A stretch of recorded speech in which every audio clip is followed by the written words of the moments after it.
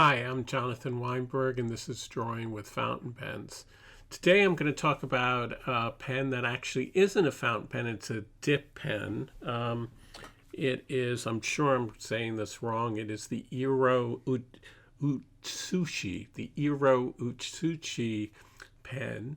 And what's different about this pen, what's interesting to me, is that it is a dip pen. It has a nib, though, that is much more similar to a fountain pen nib. In other words, it has a tipping point to it so that it's much smoother when you write with it on a piece of paper or you draw with it. And so it has a different feel from a traditional nib that goes into a dip pen. And I wanted to see how well this would be, how useful this would be for drawing. The advantage of this kind of a pen, the way it's advertised, is that you could use it, for example, to switch colors more easily. Obviously, with a fountain pen, switching colors is elaborate. You can't do that in the middle of a drawing. So the idea is, I guess, you would be able to wash this in a bottle of water. You could switch colors. I suppose it would be very useful. I'm about to go to the Philly Pen Show, and maybe good for testing ink rather than using a glass pen for that. Those are the reasons that you might want to use it. Of course, with a dip pen, you have to bring the ink with you. It's a very relatively inexpensive. I got it for $16.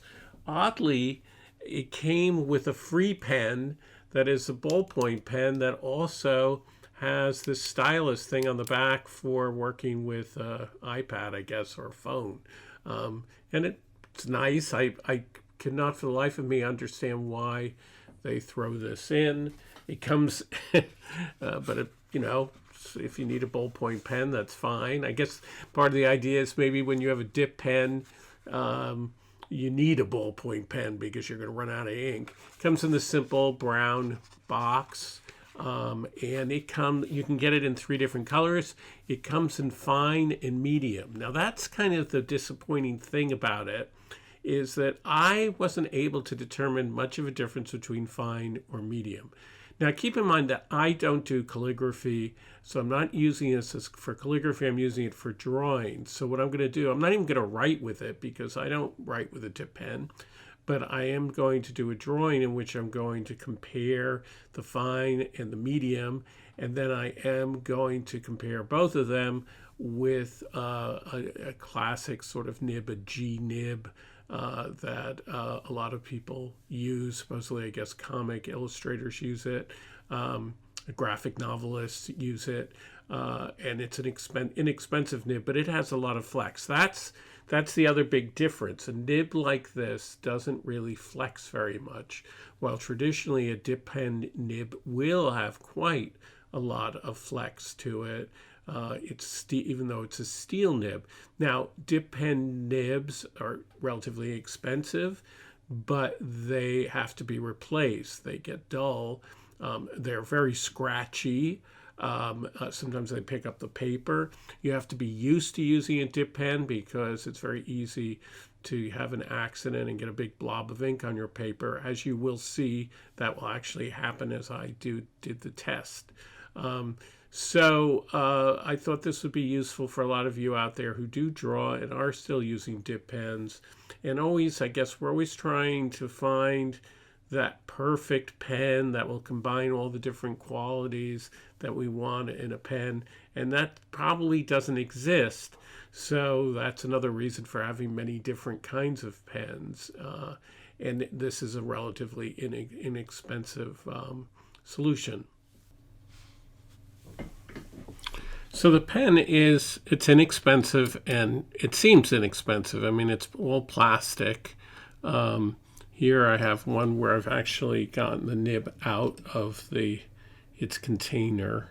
I just kind of turned it and it came out. And you can see the nib here. I hope you can.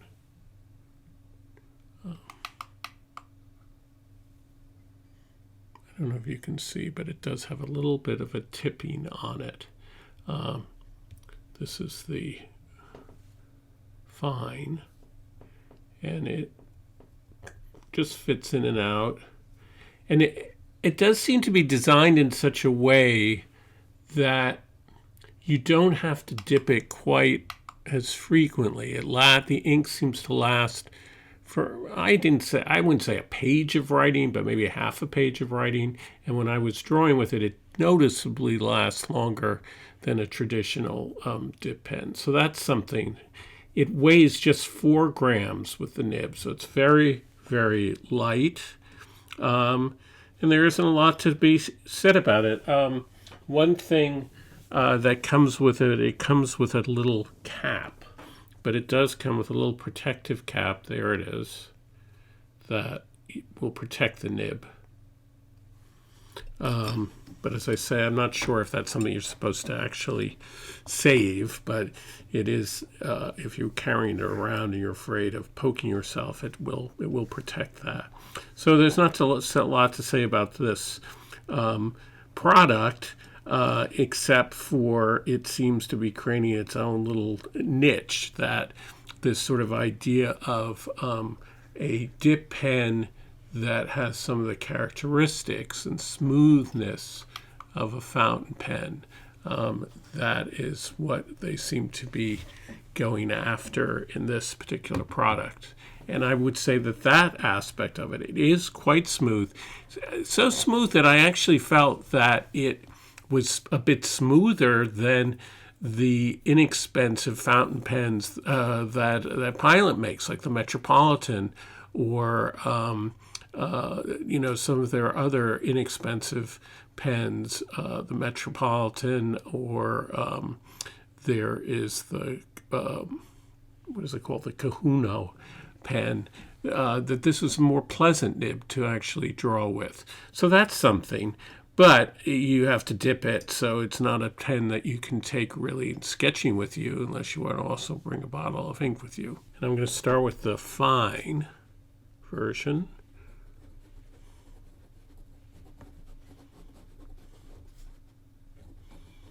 And immediately I am aware of how relatively smooth this pen is.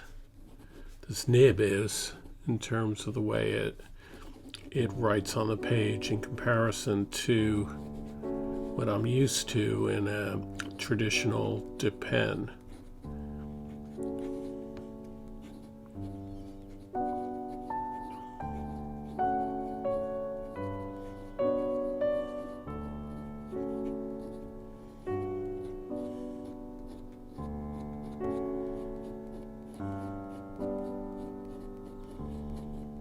It's actually quite pleasant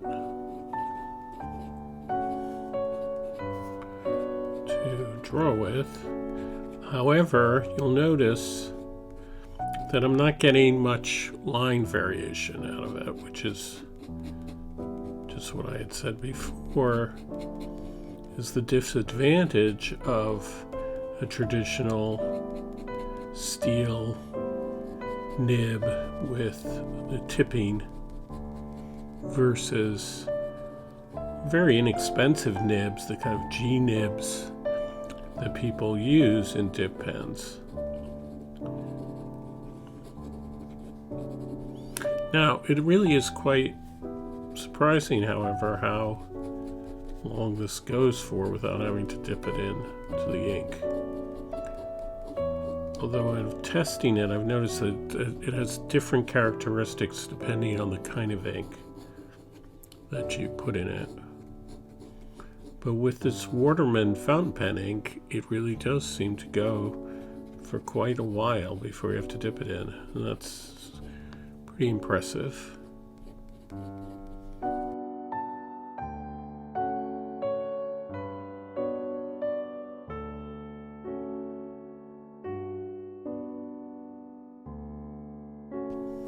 Okay, now I'm switching to the medium.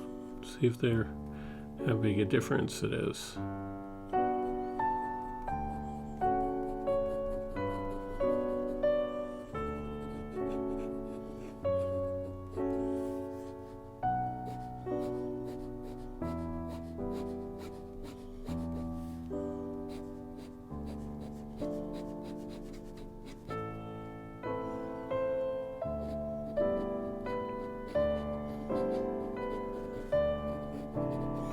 And here's a big surprise. I'm not getting much of a difference.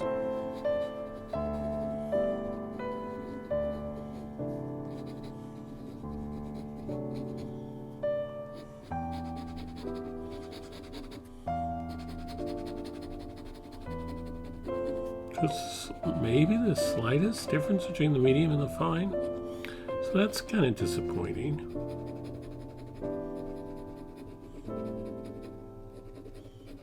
But it also is smooth.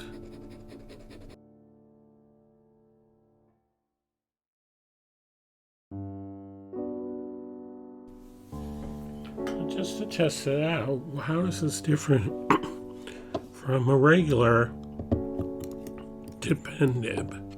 And this is a regular tip pen nib. I don't know if you can tell from here, but that it doesn't have any tipping to it. And it is much sharper, but also much finer.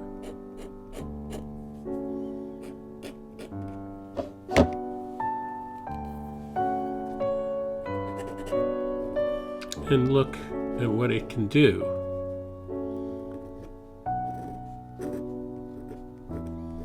If I press on it, it can get thick and thin. And this is something that the Japanese Pilot tip pen cannot do, which is the enormous difference between the line widths. But it is very scratchy, and it doesn't last as long in terms of the amount of ink. You have to constantly dip it into the ink.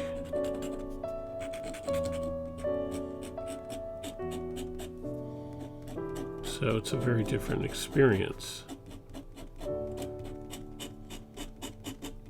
But if I am going to use a dip pen, this is what I want in a dip pen, not actually.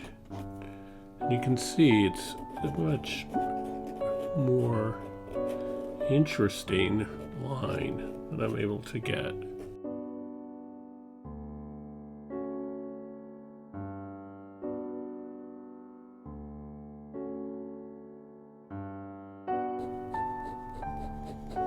I mean, the solution, as I'm always saying, is maybe to have several different dip pens in your arsenal and to switch depending on which kind of line you want to get and what kind of experience you want to have.